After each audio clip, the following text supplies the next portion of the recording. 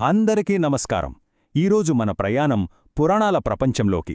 సనాతన ధర్మంలో ఈ కథలకు ఎందుకంత ప్రాముఖ్యత ఉందో, వాటిలో ఎంత లోతైన జ్ఞానం దాగి ఉందో కలిసి అన్వేషిద్దాం.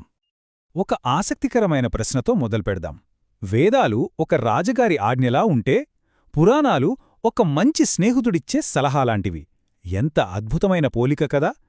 అసలీ తేడా ఎందుకొచ్చింది? ఈ రెండింటి మధ్య సంబంధమేంటి? రండి తెలుసుకుందాం. ఈరోజు మనం ఏ అంశాలు చర్చించబోతున్నామో ఒకసారి చూద్దాం. ముందుగా సనాతన ధర్మ మూలాల గురించి మొదలుపెట్టి వేదాల నుంచి పురాణాల ప్రయాణం ఎలా సాగిందో చూస్తాం. ఆ తర్వాత అసలు పురాణం అంటే ఏంటి, దాని నిర్మాణం ఎలా ఉంటుందో తెలుసుకొని మన సంస్కృతిపై దాని ప్రభావం ఎంత ఉందో చర్చిస్తాం.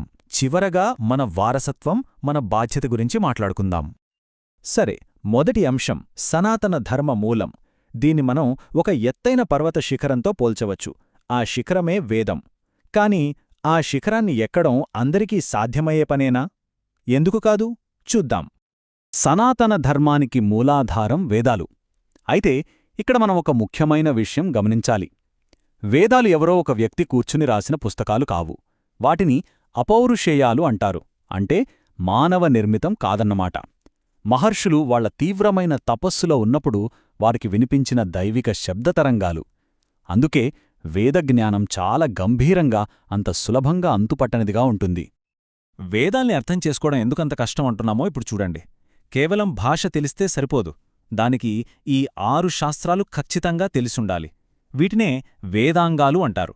శిక్ష అంటే సరైన ఉచ్చారణ, వ్యాకరణం దాని గ్రామర్, ఛందస్సు, నిరుక్తం, జ్యోతిషం, కల్పం, ఇలా ఇవన్నీ నేర్చుకుంటేగాని వేదమంత్రం యొక్క అసలర్థం బోధపడదు. సో దీనివల్లేమైంది? వేదజ్ఞానం కేవలం కొద్దిమంది మహాపండితులకు మాత్రమే పరిమితమైపోయింది. అయితే మరి సామాన్యుల సంగతేంటి? వాళ్లకి ఈ జ్ఞానం అందేదెలా?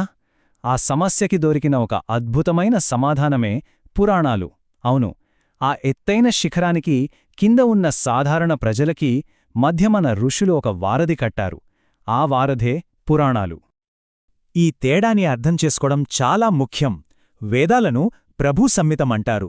అంటే రాజుగారి ఆజ్ఞలాంటిది. సత్యం వద, ధర్మం చెర అని సూటిగా చెప్తుంది. మరి అందరూ ఆజ్ఞలని పాటిస్తారా? కష్టం. అదే పురాణాలు మిత్రసంహితం. అంటే మంచి స్నేహితుడి సలహాలాంటివి. ఒకప్పుడు హరిశ్చంద్రుడనే రాజుండేవాడు. చూడు, సత్యం కోసం ఎన్ని కష్టాలు పడ్డాడో, కాని చివరికి ఎలా గెలిచాడో తెలుసా అని ఒక కథ చెప్తే. ఆజ్ఞ కంటే కథ మనసుకి బాగా ఎక్కుతుంది కదా. అదే ఇక్కడున్న మ్యాజిక్. అంటే ఇక్కడ మనం గుర్తుపెట్టుకోవాల్సిందేంటంటే, పురాణాలు వేదాలకి ప్రత్యామ్నాయం కాదు. వేదాలలో ఉన్న ఆ గూఢమైన సత్యాల్ని సామాన్యులకి కూడా అర్థమయ్యేలా, వాళ్ళ జీవితంలో ఆచరించేలా కథల రూపంలో అందిస్తున్నాయన్నమాట. వేదం ఒక సైన్స్ ఫార్ములా అయితే, పురాణం దానికి సంబంధించిన ఒక ప్రాక్టికల్ డెమో లాంటిది. బావుంది. పురాణాలు కథల రూపంలో వేదసారాన్ని చెప్తాయి అన్నాం కదా. మరి పురాణమంటే ఏంటి? కేవలం పాత కథల పుస్తకమా? అస్సలు కాదు. దానికొక పక్కా బ్లూప్రింట్, ఒక నిర్మాణముంది. ఏంటో చూద్దాం. అసలు పురాణమనే పదంలోనే ఎంత అద్భుతమైన అర్థం దాగి ఉందో చూడండి. పురా అపి నవం అంటే పాతదే అయినా ఎప్పుడూ కొత్తదే. వేలేళ్ల క్రితం నాటి కథే కావచ్చు, కాని అందులోని నీతి, అందులోని విలువలు ఈరోజుకి మన జీవితాలకి సరిగ్గా సరిపోతాయి. అందుకే అది నిత్యనూతనం. ఏదో ఒక కథల పుస్తకాన్ని పురాణమనేరు. ఒక గ్రంథాన్ని మహాపురాణం అని పిలవాలంటే దానికి ఈ 5 లక్షణాలు ఖచ్చితంగా ఉండాలి. దీన్నే పంచలక్షణం అంటారు. సర్గ అంటే ఈ విశ్వం ఎలా మొదలైంది. ప్రతిసర్గ అంటే సృష్టి తర్వాత ప్రళయం, మళ్లీ సృష్టి, ఈ సైకిల్స్ గురించి. తర్వాత వంశం, మన్వంతరం, వంశానుచరితం అంటే దేవతల, ఋషుల వంశచరిత్రలు, కాలచక్రాలు, రాజుల కథలు. చూశారా, ఇది ఒక కంప్లీట్ ఎన్సైక్లోపీడియా లాంటిదన్నమాట. సరే, మరి ఈ లక్షణాలున్న మహాపురాణాలు ఎన్ని ఉన్నాయి? మనకు ప్రధానంగా అందుబాటులో ఉన్నవి 18. వీటినే అష్టాదశ పురాణాలు అంటారు.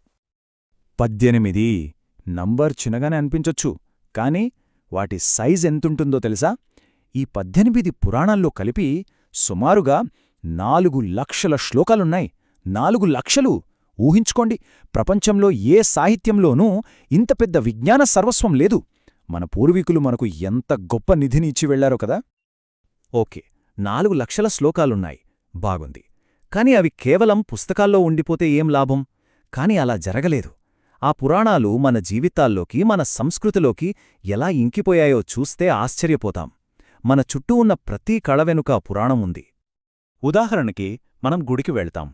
అక్కడ గోడల మీద, స్తంభాల మీద రకరకాల శిల్పాలు చూస్తాం. అవేవో డిజైన్లో అనుకుంటాం, కాని కాదు.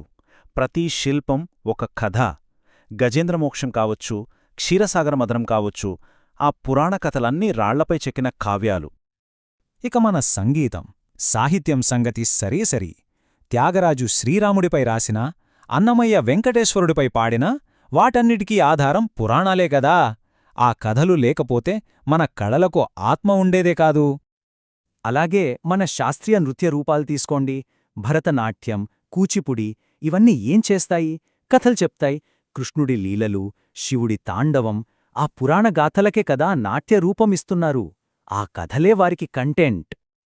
ఇంకా మన జీవితంలోకొస్తే మనం చేసుకునే ప్రతి పండుగ వెనక ఒక పురాణ కథ ఉంటుంది. శివరాత్రి ఎందుకు, వినాయక చవితి కథేంటి, అసలు మనం చేసే వ్రతాలు, పూజలు వీటన్నిటికీ మూవాలెక్కడున్నాయి? అన్నీ పురాణాల్లోనే. అవి మనకి కేవలం కథలు చెప్పట్లేదు, ఎలా బతకాలో నేర్పిస్తున్నాయి. చూశారుగా, మన సంస్కృతికి, మన కళలకి, మన జీవితానికి పురాణాలు ఎంతలా పెనవేసుకుపోయాయో. మరి ఇంత గొప్ప వారసత్వం మన చేతిలో ఉన్నప్పుడు దాన్ని తెలుసుకోవటం, కాపాడుకోవటం మనందరి బాధ్యత. పురాణాలు చదవటం అంటే టైంపాస్ కోసం పాత కథలు చదవటం కాదు. అది మనల్ని మన సంస్కృతితో కనెక్ట్ చేస్తుంది. మంచి చెడుల గురించి ఒక ఫ్రేమ్వర్క్ ఇస్తుంది. అన్నిటికన్నా ముఖ్యంగా కథల రూపంలో మనకి జీవిత పాఠాలు నేర్పిస్తుంది. మన మూలాల్నే మనకి గుర్తుచేస్తుంది. మరి ఈ ప్రయాణం చివర్లో ఒకే ఒక్క ప్రశ్న. 1000 ఏళ్లుగా మనల్ని, మన ప్రపంచాన్ని తీర్చిదిద్దుతున్న ఈ కథల గురించి మనకు నిజంగా ఎంత తెలుసు? మన పిల్లలకి మనం ఏం చెప్తున్నాం? ఒక్కసారి ఆలోచించండి.